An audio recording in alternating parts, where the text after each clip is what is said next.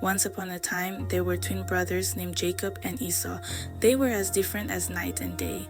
Esau, the firstborn, was a strong and adventurous hunter. Jacob, the younger twin, was a quiet man, content to stay at home. Even their father Isaac had his favorite.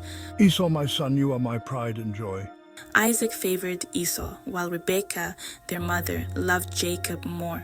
Jacob, you are my heart. This favoritism created a rift in the family, a silent tension that grew with the boys. As young men, their differences became more pronounced. Esau, impulsive and rash, lived for the thrill of the hunt. Jacob, thoughtful and calculating, preferred the comforts of home and the company of his mother. Their contrasting personalities set the stage for a conflict that would forever change their lives. Their rivalry, however, ran deeper than just personality clashes. It was rooted in something far more significant, their birthright, the inheritance and blessing bestowed upon the firstborn son. This birthright held great importance in their culture, shaping their destiny and shaping the future of their lineage.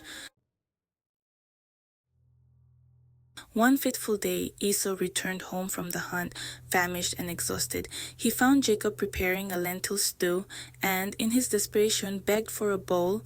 Please, Jacob, let me have some of that red stew. I'm starving. Jacob, ever the opportunist, saw a chance to exploit his brother's vulnerability. I'll give you some stew, but on one condition. You must sell me your birthright. Esau, driven by hunger and dismissing the significance of his birthright, agreed. What good is a birthright if I starve to death? And with that, he traded his birthright for a bowl of stew and some bread. Years later, their father Isaac grew old and frail. Knowing his time was near, he wished to bestow his blessing upon Esau, his firstborn son. Rebekah, however, overheard Isaac's plans.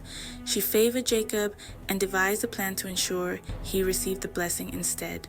Rebekah prepared a delicious meal, knowing Isaac's fondness for Esau's hunting skills.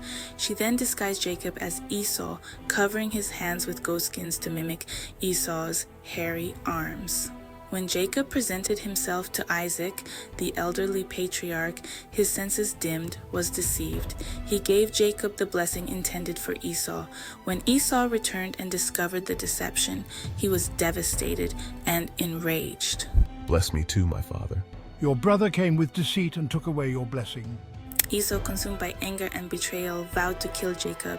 Rebekah, fearing for her beloved son's life, urged him to flee. Go to Haran and stay with my brother Laban until Esau's anger subsides. Jacob fled, leaving behind everything he knew, haunted by his actions and the weight of his betrayal. He journeyed for many years, finding refuge in Haran. He worked for his uncle Laban, married his two daughters, Leah and Rachel, and fathered 11 sons and a daughter. Despite his success in Haran, Jacob never forgot the wrong he had done to his brother. The guilt and fear followed him like a shadow, a constant reminder of the broken bond with his twin. Years later, guided by God's call, Jacob decided to return to his homeland. He longed to reconcile with Esau, to seek forgiveness for the pain he had caused. But fear gnawed at his heart. He didn't know what awaited him. Would Esau welcome him with open arms or seek revenge after all these years? As Jacob approached towards the border of Esau's territory, his fear intensified. He sent messengers ahead bearing gifts of livestock, flocks of sheep and goats, herds of cattle and camels, a gesture of peace and a plea for reconciliation. Tell my lord Esau that your servant Jacob is coming behind us. He hoped these gifts would appease his brother's anger, a tangible sign of his remorse. Each time the messengers returned, their reports heightened Jacob's anxiety. "We came to your brother Esau," they said, "and he is coming to meet you, and 400 men with him." Jacob's heart pounded in his chest. His fear threatened to consume him. He divided his family and possessions into two groups, thinking, "What news do you bring?" If Esau comes and attacks one group, the group that is left may escape. That night, alone in his camp, Jacob wrestled with an angel until daybreak. It was a struggle not only of physical strength but of the spirit. When the angel touched Jacob's hip, leaving him with a limp, Jacob refused to let go until he received a blessing. This encounter marked a turning point for Jacob, a moment of surrender and transformation. The next morning, Jacob, limping and humbled, approached Esau. He bowed low to the ground, not once but 7 times, a profound act of humility and respect. My Lord, please accept my gift. I have seen your face, and it is like seeing the face of God, now that you have received me favorably. Esau, seeing his brother's genuine remorse and humility, ran to meet him.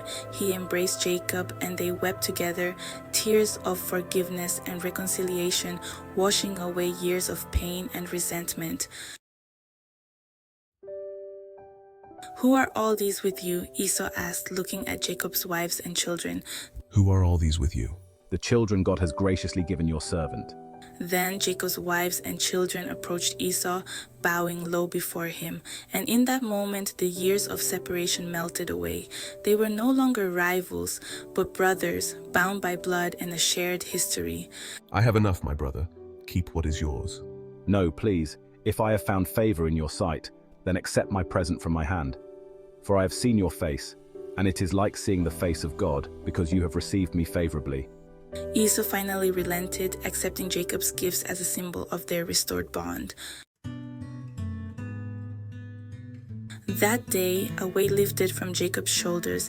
He had faced his past, confronted his fear, and found forgiveness in the most unexpected place, the heart of the brother he had wronged. Esau invited Jacob to stay with him, but Jacob, still wary, declined. He journeyed on, eventually settling in the land of Canaan. Though they lived separately, their reconciliation marked a new chapter in their relationship.